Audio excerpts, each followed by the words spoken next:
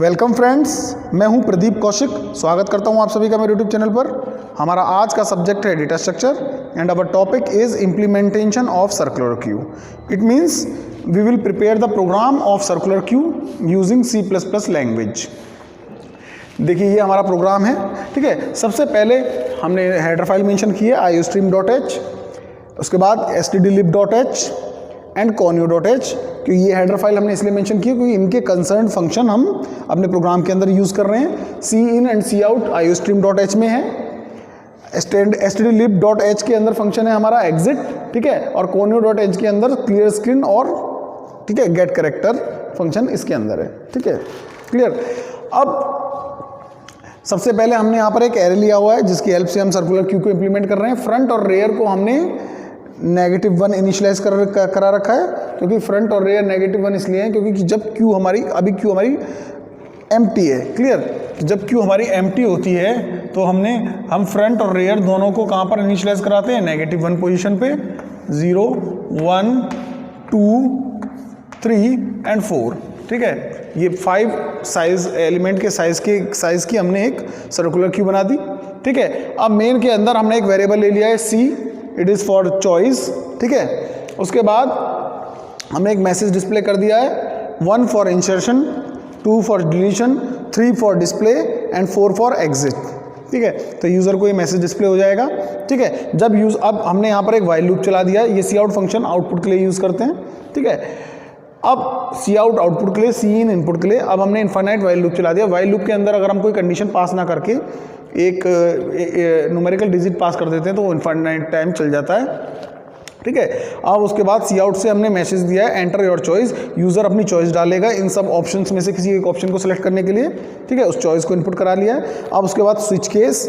ठीक है, switch case के अंदर हमने इस चॉइस को पास कर दिया है। अब यूज़र अगर 1 प्रेस करता है तो इंसर्शन फंक्शन कॉल हो जाएगा। ठीक है, यानी आप क्यू के अंदर वैल्यूज़ को इंसर्ट कर पाएंगे। उसके बाद 2 प्रेस करता है यूज़र तो डिलीशन फंक्शन कॉल हो जाएगा, आप क्यू से वैल्यू को डिलीट कर पाएंगे। फिर 3 प्रेस करता है यूज़र तो डिस्प्ले फंक्शन कॉल हो जाएगा, यानी आप सारी वैल्यू को देख पाएंगे, व्यू कर पाएंगे। और 4 प्रेस कर रहे हैं तो एग्जिट फंक्शन कॉल हो जाएगा। ठीक है, और अगर आप इनके अलावा कोई और डिजिट प्रेस करते हैं तो डिफ़ॉल्ट केस कॉल हो जाएगा। ठीक है, अब यहाँ पर हमने इनफाइनाइट लूप क्यों चला रखा है? क्योंकि हम चाहते हैं कि हमारा कंपाइलर तब तक आउटपुट स्क्रीन पर रहे जब तक हम वहाँ से एग्जिट ना कराएं। और इनफाइनाइट लूप से बाहर आने का केवल एक ही तरीका है, एग्जिट फंक्शन। ठीक है, एग्जिट फंक्शन इनफाइनाइट लूप को ब्रेक कर सकता है। ठीक है, और ये stdlib.h हेडर फाइल में, इसीलिए हमने ये हेडर फाइल यहाँ पर मेंशन की है। ठीक है, अब ये था हमारा मेन फंक्शन के अंदर हमने सारा कोड किया है। अब ये जो फंक्शन है इंसर्शन, डिलीशन और डिस्प्ले और एग्जिट हमारा प्री डिफाइंड फंक्शन है। ठीक है, इसको हमें कोड करने की जरूरत नहीं है। stdlib.h के अंदर ये पहले से डिफाइन है। इसके अंदर भी एक न्यूमेरिकल डिजिट पास करनी पड़ती है, 0 पास करनी पड़ती है इसके अंदर। ठीक है, क्लियर। अब ये जो फंक्शन है इंसर्शन, डिलीशन और डिस्प्ले, इसका हमें कोड करना पड़ेगा। ठीक है, अब देखते हैं हमारे insertion, deletion and display function को। ठीक है, अगर आपको एल्गोरिथम आ जाती है कि insert the element in the queue, how to and delete the element from the queue, ठीक है, इस तरीके की एल्गोरिथम अगर आती है, आप वो पूरे के पूरे वो फंक्शंस को ही एज इट इज़ आप 2-3 स्टेप्स में ब्रेक करके लिख सकते हैं। ठीक है, तो आइए देखते हैं इंसर्शन, डिलीशन और डिस्प्ले फंक्शन को। ठीक है,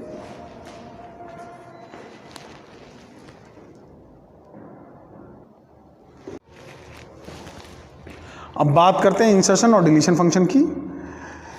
लीनियर क्यू के अंदर there was a problem because if you deleted the values from the linear queue that space can not be utilized again. तो लीनियर क्यू के अंदर अगर आप वैल्यूज़ को डिलीट कर देते थे तो उस स्पेस को आप दोबारा यूटिलाइज नहीं कर सकते। इस प्रॉब्लम को रिजॉल्व करती है हमारी सर्कुलर क्यू। तो आइए पहले बात करते हैं इंसर्शन फंक्शन की। तो इंसर्शन के केस में सबसे पहले हम ये चेक करते हैं कि हमारी क्यू फुल तो नहीं है। अगर हमारी सर्कुलर क्यू फुल है तो हम उसके अंदर एलिमेंट नहीं डाल सकते। ठीक है, तो यहाँ पर हम चेक करते हैं। और सर्कुलर क्यू के अंदर फ्रंट और रेयर हमारे जो रोटेट होते रहते हैं, वो फ्रंट और रेयर आगे पीछे भी हो सकते हैं। ठीक है, तो सर्कुलर क्यू में फ्रंट और रेयर रोटेट होते रहते हैं। ठीक है, अब आप चेक करते हैं। सबसे पहले हम सबसे पहले चेक करेंगे कि क्यू हमारी फुल है या नहीं है। तो सबसे पहले हमने एक फंक्शन ले लिया item, if rear +1 modulus max size equal to front. तो रेयर अगर आपका किसी पोजीशन पे है, मान लीजिए रेयर आपका 4th पोजीशन पे है, तो 4 + 1 मॉडुलस मैक्स साइज ठीक है, यानी 5 मॉडुलस 5 उसका रिमाइंडर, मॉडुलस का मतलब रिमाइंडर, ठीक है, इक्वल टू फ्रंट। मान लीजिए फ्रंट आपका यहाँ पर है, ठीक है, और रेयर आपका यहाँ पर है, तो रेयर प्लस 1 यानी 4 प्लस 1 मॉडुलस 5 यानी 5 मॉडुलस 5, आंसर में रिमाइंडर में क्या आएगा 0, ठीक है, इज इक्वल टू फ्रंट किस पोजीशन पे 0, तो आपकी क्यू मैसेज प्रिंट हो जाएगा, क्यू इज फुल। अदरवाइज, ठीक है, अगर ये कंडीशन फॉल्स होती है तो इसके एल्स में यानी आपके क्यू रेयर का इंक्रीमेंट होकर के वो फ्रंट के बराबर नहीं होगा, ठीक है, रेयर का इंक्रीमेंट होकर के वो फ्रंट के बराबर नहीं है, तो यानी क्यू आपकी खाली है, क्यू में कोई ना कोई स्पेस खाली है, ठीक है। तो अब आइटम, अगर क्यू के अंदर स्पेस खाली है तो आइटम डालना है। तो सबसे पहले आइटम को इंसर्ट करना है। मान लीजिए मैंने आइटम के एग्जांपल के लिए, अभी हमारा फ्रंट और रेयर दोनों -1 पोजीशन पे है, मैंने मान लीजिए आइटम डाल दिया यहाँ पर 30, तो फ्रंट और रेयर दोनों यहाँ पर इंक्रीमेंट होकर के 0th इंडेक्स पे आ गए, ठीक है, फ्रंट और रेयर दोनों यहाँ पर इंक्रीमेंट होकर के 0th इंडेक्स पे आ गए, ठीक है। और रेयर को अब हम बार बार इंक्रीमेंट कराते जाएंगे, लेकिन इंक्रीमेंट कराने के लिए सर्कुलर क्यू के अंदर मॉडुलस लेते हैं मैक्स साइज से, ठीक है, ऐसे इंक्रीमेंट नहीं कराते यहाँ पर, ठीक है।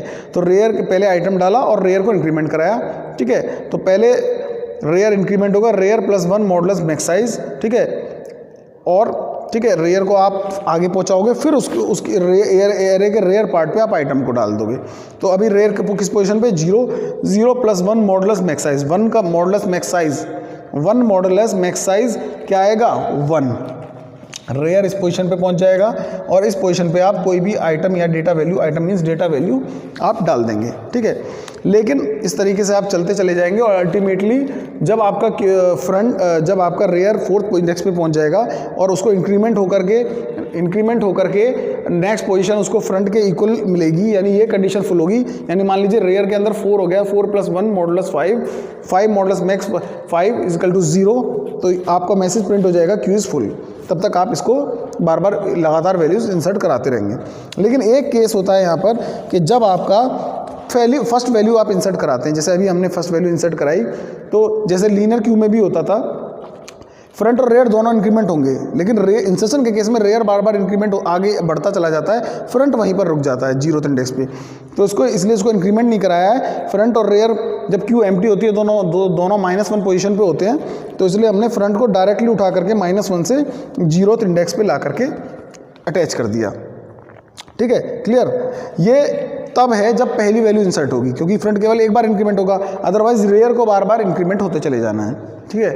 अब बात करते हैं डिलीशन की। डिलीशन के केस में हम ये चेक करते हैं कि क्यू एम्प्टी तो नहीं है, और सॉरी क्यू एम्प्टी है, ठीक है। अगर क्यू एम्प्टी, क्यू अगर एम्प्टी तो नहीं है, ये चेक करते हैं। तो अगर क्यू एम्प्टी नहीं है, ठीक है, उसके अंदर एलिमेंट्स हैं, तभी आप उसमें से उसे डिलीट कर सकते हो। जब एलिमेंट्स ही नहीं है तो आप डिलीट नहीं कर पाओगे, ठीक है। तो अब सबसे पहले हमने चेक किया if front is equal to -1, अगर फ्रंट हमारा, या रेयर भी यूज़ कर सकते हैं, फ्रंट अगर हमारा -1 पोजीशन पे है तो क्यू हमारी एम्प्टी है, ठीक है। अदरवाइज फ्रंट हमारा -1 पोजीशन पे नहीं है, किसी भी पोजीशन पे 0 1 2 3 4 किसी भी पोजीशन पे है, तो यानी क्यू के अंदर एलिमेंट है और वी कैन डिलीट इट, ठीक है। और फिर हम एल्स पार्ट में हमें एलिमेंट्स को डिलीट कर देना है, और एलिमेंट्स क्यू के अंदर कहाँ से डिलीट होते हैं, फ्रंट पार्ट से, ठीक है। एरे के फ्रंट पार्ट से आइटम को डिलीट कर देंगे और वो वैल्यू भी हमें वहाँ पर डिस्प्ले होगी। अब यहाँ पर फ्रंट को आप बार बार इंक्रीमेंट करके ये इंसर्शन का ये मान लीजिए इसको फिल कर देते हैं। फ्रंट को, रेयर हमारा यहाँ पर पहुँच गया, अब आप फ्रंट को बार बार इंक्रीमेंट करके रेयर तक पहुँचाएंगे, ठीक है।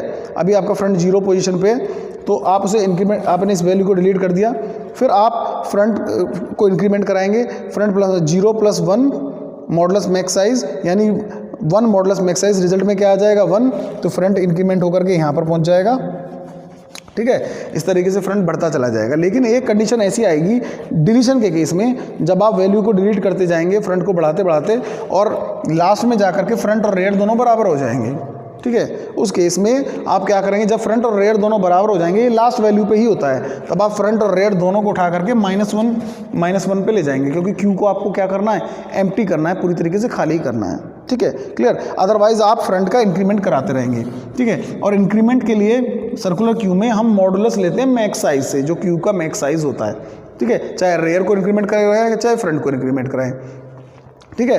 तो जब हमारा, क्योंकि इंसर्शन के केस में हमारा ऑब्जेक्टिव होता है क्यू को फुल करना है, पूरी क्यू को पूरी तरीके से फुल करना है, और डिलीशन के केस में हमारा ऑब्जेक्टिव है क्यू को पूरी तरीके से खाली करना है। तो जब लास्ट वैल्यू हो जाए डिलीट होगी तो फ्रंट और रेयर दोनों एक ही पोजीशन पे होंगे, तो दोनों को उठा करके हम फिर से कहाँ ले जाएंगे, -1 पोजीशन पे ले जाएंगे, क्योंकि हमें क्या करना है, क्यू को पूरी तरीके से खाली करना है। ठीक है, अब बात करते हैं डिस्प्ले फंक्शन की।